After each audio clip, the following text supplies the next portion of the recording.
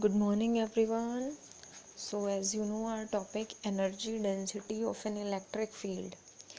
It is finished, and after this topic, we are going to start the new topic, that is redistribution of charges. Okay. So, what is there in this topic, redistribution of charges? इसका मतलब है कि suppose that if the two conductors are placed close to each other, okay, so one diagram also you have to make in this diagram. कैसा होगा? Diagram will be of this type.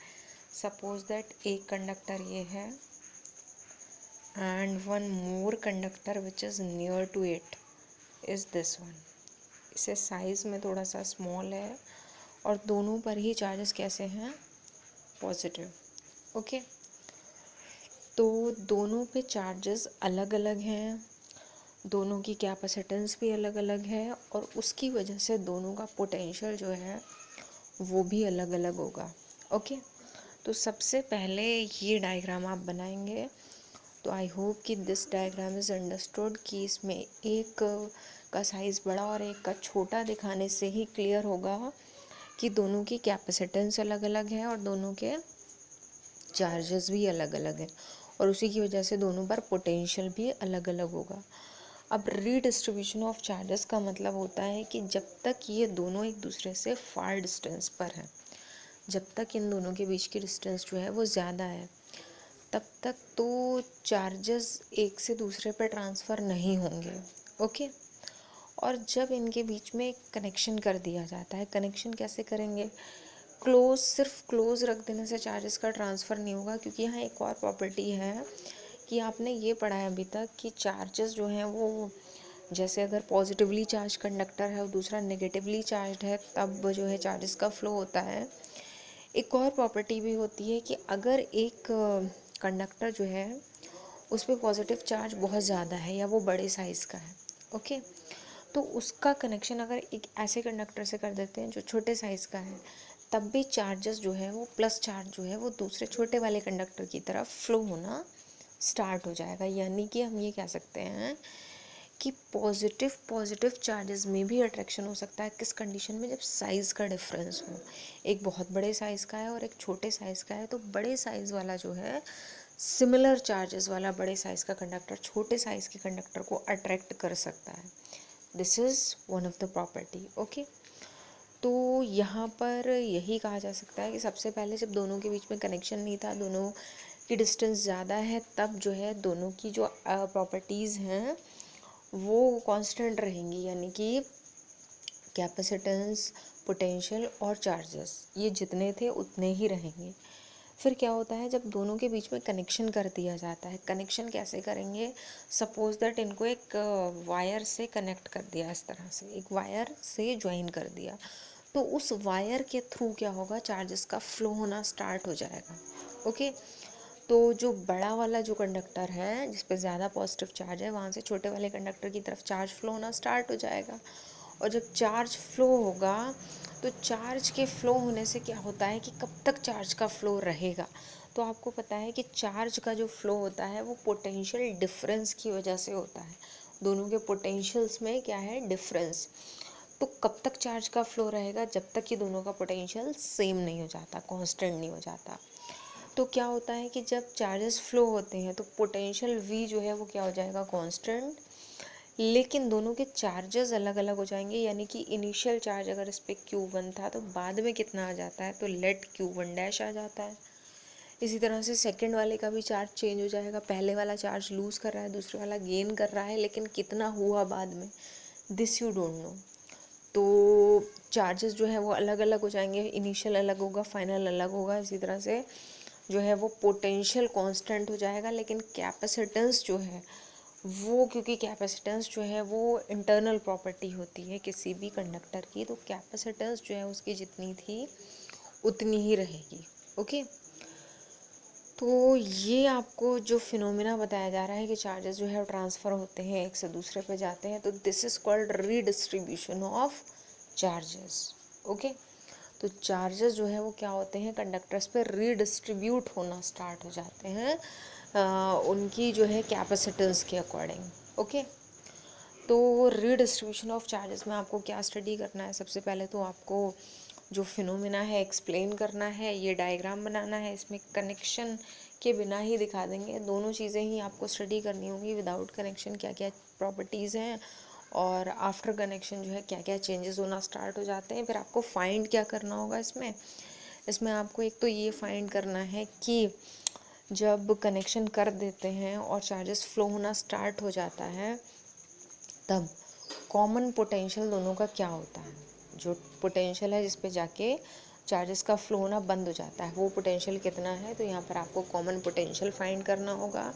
दूसरी बात, एक चीज़ और पता है आपको कि ये जो सिस्टम ऑफ चार्जेस बन जाता है, तो सिस्टम ऑफ चार्जेस में जितना लॉस ऑफ पोटेंशियल एनर्जी होगा, obviously loss of potential energy हो रहा है क्योंकि जब ये अलग अलग थे तो इनके चार्जेस इनके पास थे, ये चार्जेस को होल्ड किए थे, तो पोटेंशियल एनर्जी ज़्यादा थी सिस्टम की। जब चार्जेस फ्लो हो गए तो यानी कि वर्क हो चुका है, तो पोटेंशियल एनर्जी में क्या हुआ? लॉस। तो आपको फाइंड करना है कि सिस्टम की पोटेंशियल एनर्जी में कितना लॉस होगा। ओके, तो ये चीज़ें आपको यहाँ फाइंड करनी होंगी। स्टार्ट करते हैं डायग्राम से। सबसे पहले आपने इसका डायग्राम बनाया और डायग्राम बनाने के बाद आपने डायग्राम को एक्सप्लेन कर दिया। तो एक्सप्लेनेशन में आपको क्या क्या लिखना होगा, तो दैट इज़ रिटन हियर कि लेट टू इंसुलेटेड कंडक्टर्स, यहाँ इंसुलेटेड वर्ड इसीलिए लिखा है कि उनके बीच में अभी कनेक्शन नहीं हुआ है।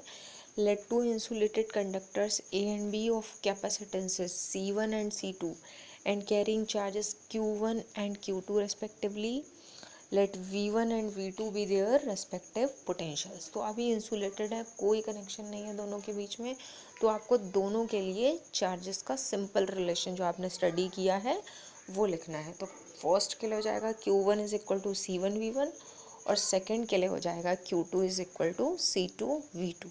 ओके, अब क्या किया है, इसके बाद होता है connection.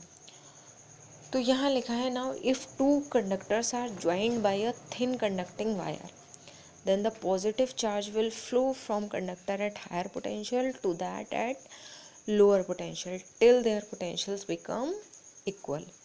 Thus the charges are redistributed but the total charge remains this.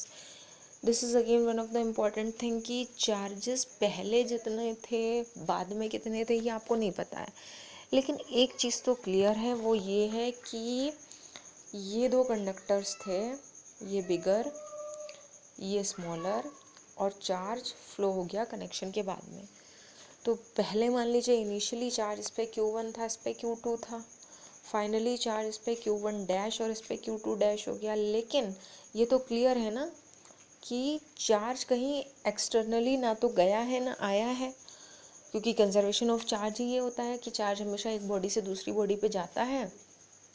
तो दोनों बॉडीज़ का जो सम ऑफ चार्ज है वो तो कांस्टेंट ही रहेगा। तो हम कह सकते हैं कि Q1 प्लस Q2 जो पहले था वही रहेगा Q1 dash plus Q2 dash, क्योंकि चार्ज बाहर गया भी नहीं और बाहर से आया भी नहीं।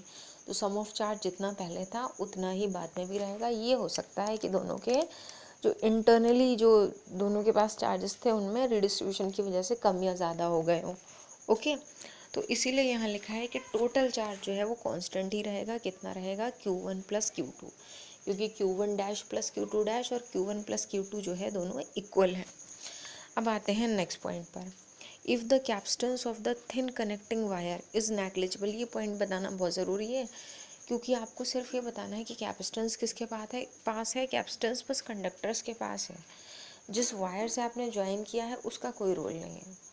तो जैसे आपने 11th में स्टडी किया था ना कि जब ब्लॉक्स को जो है वो एक स्ट्रिंग से बांध कर चलाते थे तो ये बोला जाता था कि स्ट्रिंग जो है वो मासलेस है ताकि उसका फ्रिक्शन पर कोई इफ़ेक्ट ना पड़े। तो उसी तरह का यहाँ भी केस है कि यहाँ आप ये बता रहे हैं कि जिस वायर से ज्वाइन किया है उसकी कैपेसिटेंस नेग्लिजिबल है, सिर्फ कंडक्टर्स को आपको स्टडी करना है। And the conductors are a sufficient distance apart, then their combined capacitance will be।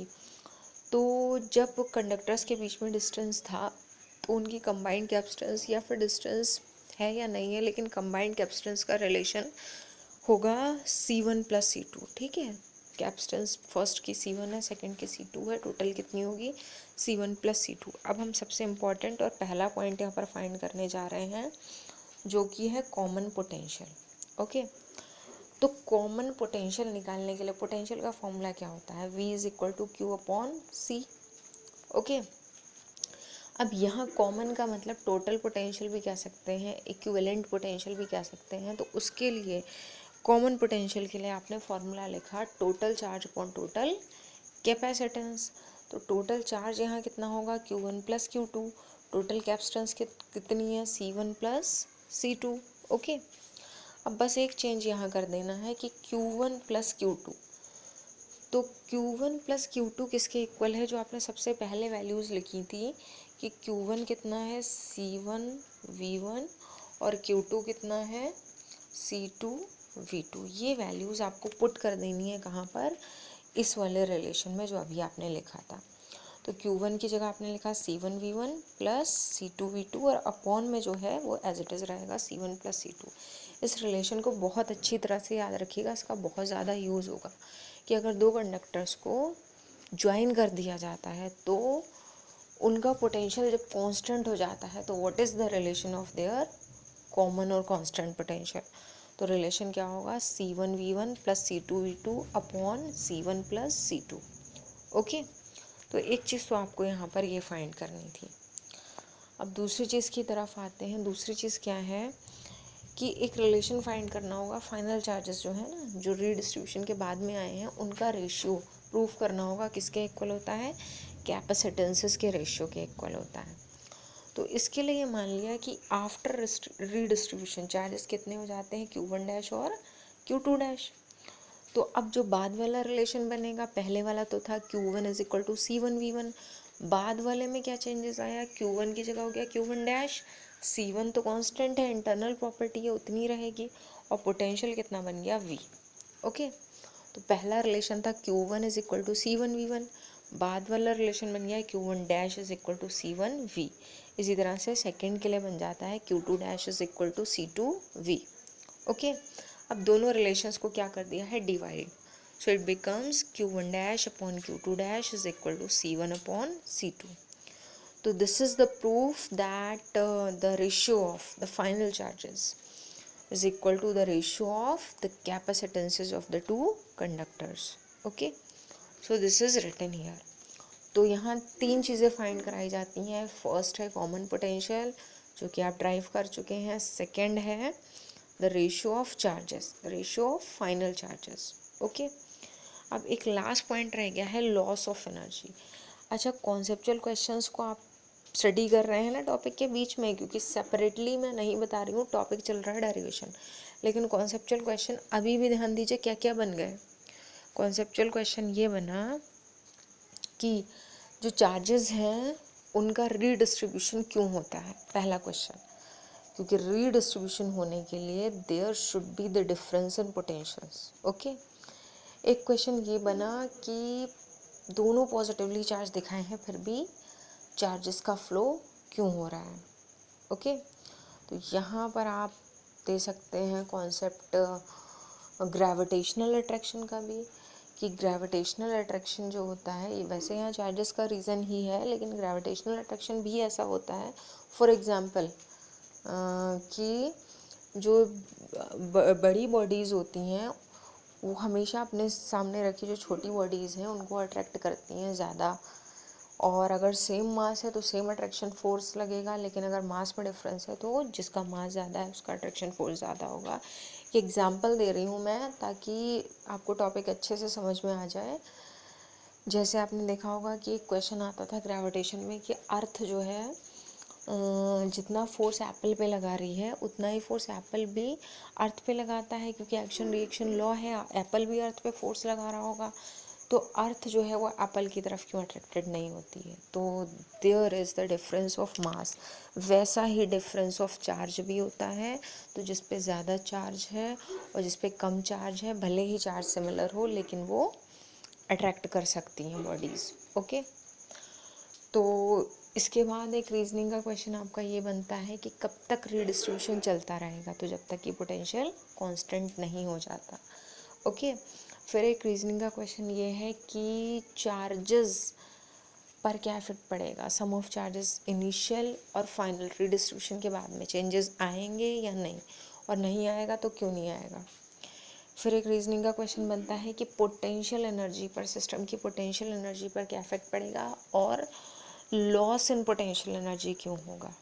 Okay, तो ये टॉपिक्स आपको मैं बीच बीच में इसके इसीलिए रीजनिंग वाले क्वेश्चंस को ऐड करती रहती हूँ, ताकि इट शुड बी क्लियर कि आपको जो रीजनिंग के कॉन्सेप्चुअल क्वेश्चन है वो अलग से दोबारा से पढ़ने की ज़रूरत ना पड़े, और आप उसको बीच में टॉपिक के, हमेशा रीजनिंग के क्वेश्चन टॉपिक के बीच में ही तैयार होते हैं। ओके, तो देखिए यहाँ तक फिनिश हो गया। अब आते हैं हम लॉस ऑफ एनर्जी पे।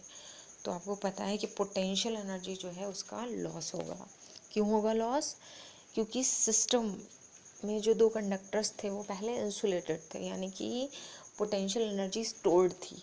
जब चार्जेस का फ्लो हुआ तो वर्क होगा, और जब वर्क होता है तो ऑब्वियसली पोटेंशियल एनर्जी का लॉस होता है। ओके, क्योंकि पोटेंशियल एनर्जी तब तक होती है जब तक कि वर्क नहीं हो रहा है and body is ready to do work. Okay, so loss of energy, कितना लॉस होगा? तो लॉस होने के लिए आपको जहाँ पर भी लॉस दिखाना है वहाँ आपको ये दिखाना पड़ेगा कि इनिशियल पोटेंशियल एनर्जी की वैल्यू जो है वो ज़्यादा थी और फाइनल पोटेंशियल एनर्जी की वैल्यू कम है। तो जब आप you I minus U F करेंगे, इनिशियल माइनस फाइनल, तो आंसर अगर पॉजिटिव आ रहा है तो इसका मतलब लॉस हो रहा है। ओके, तो हमें यहाँ पर फाइंड करनी पड़ेगी टोटल इनिशियल पोटेंशियल एनर्जी, फिर हम फाइंड करेंगे टोटल फाइनल पोटेंशियल एनर्जी, और फिर हम उसको माइनस कर देंगे। ओके, तो चलिए फाइंड करते हैं टोटल इनिशियल पोटेंशियल एनर्जी। तो आपको पता है दो कंडक्टर्स हैं, तो दोनों इंसुलेटेड हैं, तो टोटल इनिशियल पोटेंशियल एनर्जी क्या हो जाएगी? फर्स्ट कंडक्टर की potential energy plus second conductor की पोटेंशियल एनर्जी। ठीक है, तो आपको पता है पोटेंशियल एनर्जी का फॉर्मूला होता है हाफ सी वी स्क्वायर। तो जब आप इनिशियल फाइंड कर रहे हैं तो आप लिखेंगे half C1V1 square plus half C2V2 square. तो ये रिलेशन जो है ये फर्स्ट के लिए, ये हाफ कॉमन भी ले सकते हैं, लेकिन इसको जब पुट करेंगे रिलेशन में तब सॉल्व कर लेंगे। ओके, उसके बाद जब हम फाइनल फाइंड करेंगे तो फाइनल में थोड़े से चेंजेस करने हैं, क्योंकि फाइनल में क्या हो चुका है, कनेक्शन, ज्वाइनिंग हो चुकी है। तो जब ज्वाइन कर दिया है हमने उसको, तो क्या क्या चेंजेस थे वो भी पुट करने पड़ेंगे। तो फाइनल का रिलेशन बनेगा half C1V square plus half C2V square, क्योंकि कैपेसिटेंस तो कांस्टेंट रहेगी लेकिन पोटेंशियल जो है वो चेंज होके कॉमन बन चुका है। यहाँ पर आपने क्या किया, half C1 plus C2V square को कॉमन ले लिया, और V की वैल्यू कहाँ से रखेंगे? जो हमने ड्राइव किया था कॉमन पोटेंशियल, क्या था? C1V1 plus C2V2 upon C1 plus C2। तो ये कॉमन पोटेंशियल हमें इस वाले रिलेशन में पुट करना है। अब यहाँ स्टेप्स जो है ना वो कॉम्प्लिकेटेड आपको तब लगेंगे जब आप प्रैक्टिस नहीं करेंगे। अगर आप प्रैक्टिस कर रहे हैं तो स्टेप्स बहुत ईजी हैं। ओके।